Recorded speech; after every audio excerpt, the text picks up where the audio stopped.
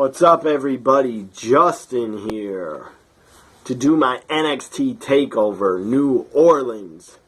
One night before WrestleMania 34, less than 24 hours away from the granddaddy of them all, WrestleMania. Here to do my TakeOver New Orleans review. Hell of a show. Very good show. I really enjoyed it. Except for one match I really didn't enjoy. So up first we had the 6-man ladder match for the first ever NXT North American Championship 6-man ladder match. You had two NXT TakeOver debuts on TakeOvers of EC3 and Ricochet.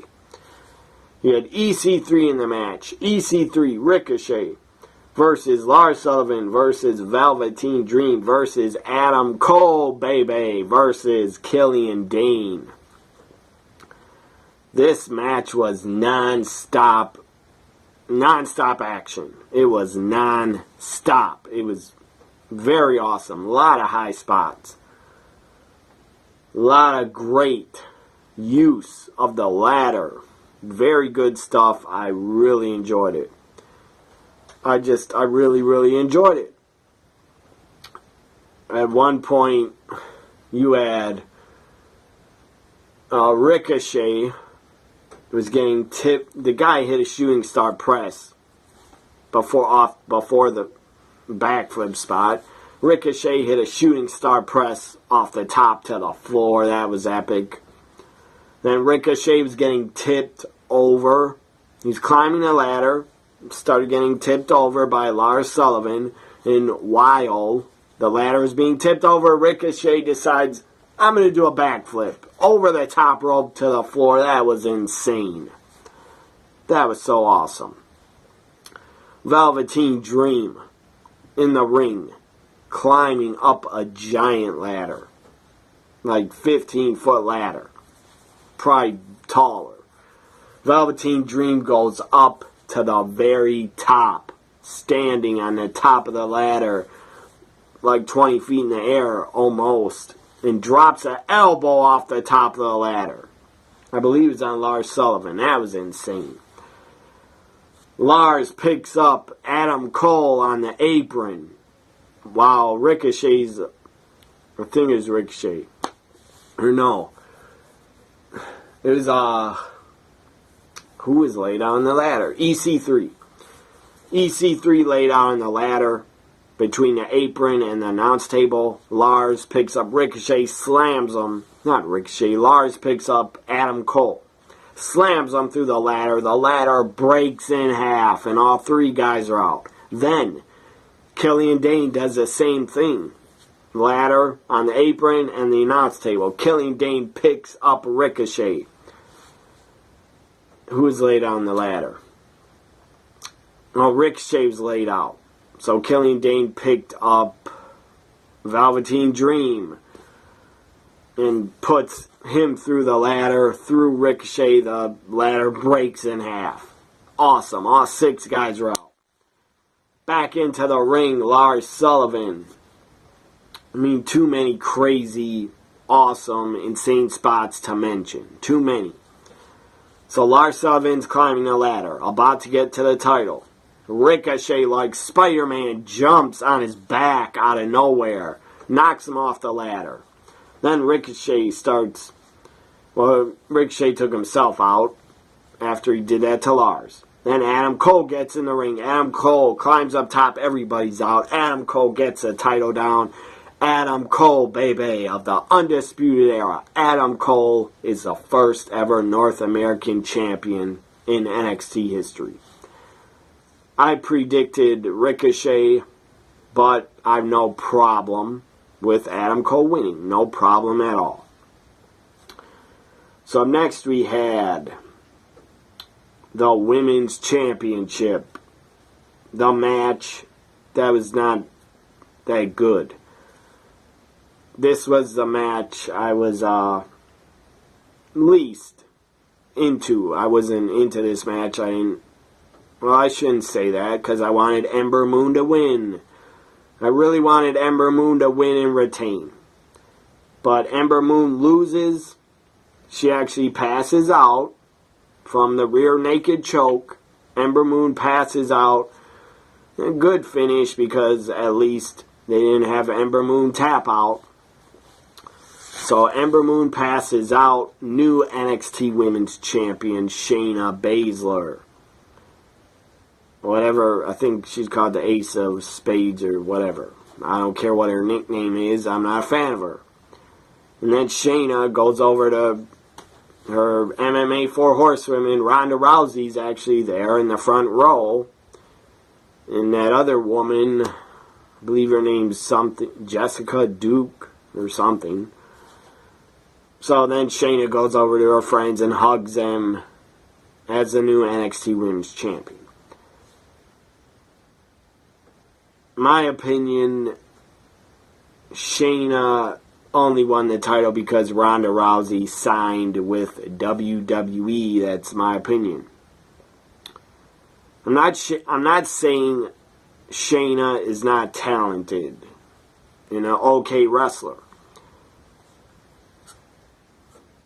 But my opinion, Shayna was probably promised. Somebody, Triple H, somebody in the company said to Shayna, if you can get Ronda to sign, we'll give you a title run. That's just what I believe. Because this business is about people who you know and people that are big stars or people you know in high places in the company that could give you a push. And Shayna knows Ronda Rousey. She's good friends with her. So that's why I believe that's why she won the women's title. Again, I'm not saying she's not talented enough on her own to get a women's title reign, but she doesn't deserve it now. She should have been in NXT like over a year before they gave her a title reign. But whatever, Shayna Baszler wins. I hope this means Ember Moon is going to the main roster and shows up Monday or Tuesday. I really, really hope to see Ember on Raw or SmackDown on Monday or Tuesday because she deserves it. She's been in NXT long enough. She's done everything there is to do there. She was women's champion. And she had a lot of good matches with Asuka. So, it's a bad thing that Shayna is a champion, but it's a good thing too because hopefully Ember goes to the main roster now. So up next we had the triple threat for the NXT tag titles and the Dusty Classic Trophy. And this was a pretty surprising, shocking end. I didn't see it coming. So some spots for this triple threat tag. You had the NXT tag titles being defended by Adam Cole, doing double duty, and Kyle O'Reilly for Undisputed Era defending the titles because Bobby Fish is injured. Authors of Pain against Roderick Strong, Pete Dunne. I liked them as a team, but Roderick Strong, I guess, did not like Pete Dunne because he screwed him over. So, at one point you had, in the beginning of the match, Adam Cole get put through a table. He was taken out pretty fast. And he was laid out on the floor a very long time. And then you had Roderick Strong turn, pick up Pete Dunne, pick him up, give him the suplex into the knees. Roderick Strong turns on his partner Pete Dunne. That was pretty awesome, and I was pretty shocked that he did that. And then he has a wrist or thing on his arm that said Undisputed Era. So Roderick Strong, Adam Cole, Kyle O'Reilly retain, are still NXT. So Undisputed Era still NXT Tag Champions.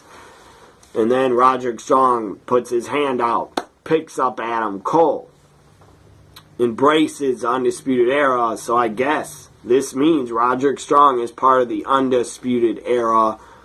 That's pretty cool. Because the Undisputed Era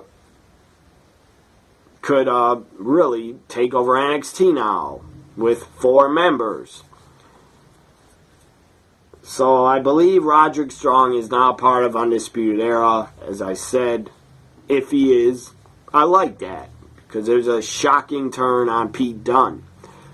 Maybe Roderick Strong will become UK champion. So Undisputed Era will have the North American title, UK title, and tag titles. And I'm sure Pete Dunne, the Bruiserweight, that guy's going to be pissed. Pete Dunne, I think I did it wrong. He goes like this, but whatever. Pete Dunne's going to be pissed. And he's going to want some revenge on Roderick Strong. Hopefully he gets it. At the next TakeOver, they could have a match. So, Undisputed Era, Adam Cole and Kyle O'Reilly defend the tag titles successfully. Up next, we had... What was next? NXT Championship. Andrade C. Almas defending against a challenger, Aleister Black, and Selena Vega. My God. She looked smoking hot. Smoking effing hot. She looked gorgeous. And what she's wearing, my goodness. It looked like she had a one-piece swimsuit on. She looked fantastic. And the one piece was like sticking, you could tell it was sticking out from her pants being over it. Aleister Black, they had a pretty damn good match. It was very good. Some spots were kind of sloppy. A few botches, not many. Like 2 or 3 botches maybe. But it was still very good. I really enjoyed it. And my one prediction that was right. My one prediction that I got right was Aleister Black. Aleister Black wins, is the new NXT champion. And he should be. And Andrade C. Almas should go to the main roster. Hopefully he goes to the main roster very soon. Monday or Tuesday, I hope to see Andrade on Raw or SmackDown because there's no reason for him to be in NXT. He deserves to be on the main roster. He's that good. And Andrade, the guy had a great title reign. It could have been longer, but he was still a good champion. The guy's a great performer, great worker, great wrestler, great high flyer. Andrade had a great reign. I hope he goes to Raw or SmackDown. Aleister Black, the new champ. That's awesome. The finish was epic. Selena Vega tried a high cross body press. Aleister ducked. Andrade catches. He catches his manager. She's in his arms. He's holding her. Black mask to Aleister. Aleister hits a black mask on Andrade. When he's holding Selena, he had to throw her down. 1, 2, 3, Aleister wins. Selena on the outside of the ring like this. She's in shock. She kind of costed Andrade the title because she had to jump in the ring, get involved again. She got involved 4 times before that. The 5th time she tried to get involved, the 5th time was not the charm. She screwed up. Main event. And I'm glad it was a main event. Johnny Wrestling, Johnny Gargano against Tommaso Ciampa, former best friends, former DIY tag team partners. I think they were tag champions. I can't remember, but they might have been or might have not been. I feel like DIY was the tag champions before. Maybe I'm wrong. I know they had a classic series of matches with the Revival. Tommaso Ciampa, Johnny Gargano tore the house down. Brutal match. Really brutal, violent match to watch. I'm not talking about violent like there was a lot of blood. There was no blood. but it didn't need it. Tommaso Ciampa at one point ripped the outside mats, took the mats off the floor. So the concrete was exposed. And then they're fighting on the announce table. Tommaso Ciampa superplexed Johnny off the announce table to the floor on the thin part of the mats. On part of the mats. Not where the concrete was. But those mats are like this. Those mats look very thin. So I'm sure that suplex off the table hurt like hell. And later on, Tommaso took some guy's crutches. Some guy looked like he was walking on a fake leg. And he got his crutches taken. I'm sure that guy was set up in a plant in the crowd. Because if that was real, Tommaso, you better buy that guy new crutches, because I'm sure he needs them if that was real. Anyways, crutches were used. Johnny Gargano was bashing the crutch on his back, on his injured leg, on the knee brace, bashed him with the crutch over the head. Insane. Very brutal match. It was awesome to watch. Could be a match of the year. Could be on anybody's match of the year list. It was that good. Definitely deserves to be considered as a match of the year. It was brutal. It was hard hitting. Sometimes it was hard to watch. But it was awesome. Johnny Gargano power bombs. Off the apron. Power bombs. Tommaso Ciampa on concrete.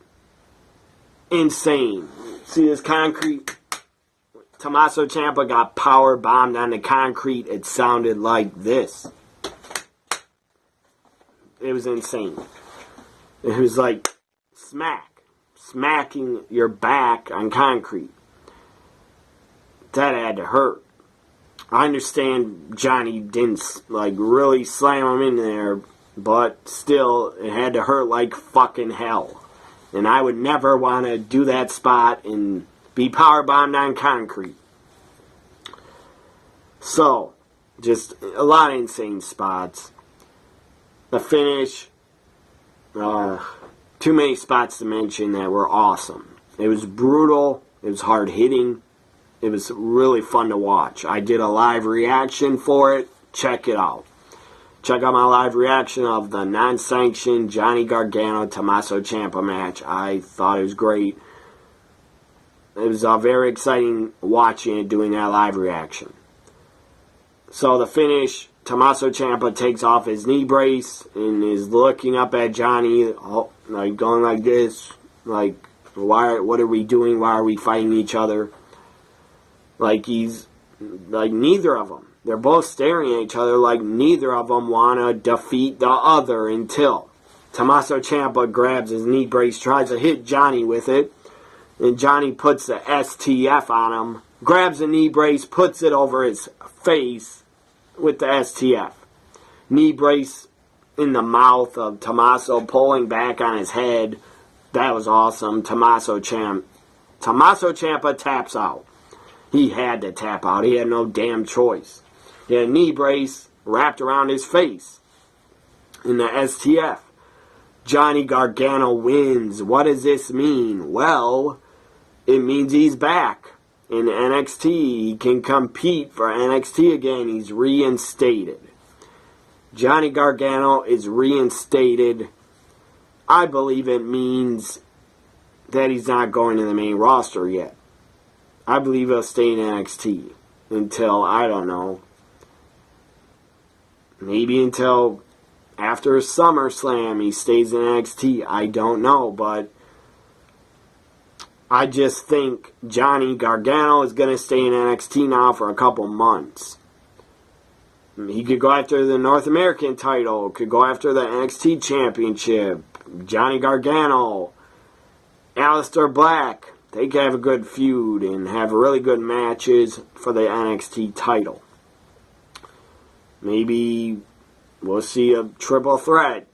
at the next TakeOver, Ciampa, Johnny Wrestling, Aleister Black, who knows? Maybe the Ciampa Johnny Wrestling feud is not over. Maybe they'll have more matches in NXT.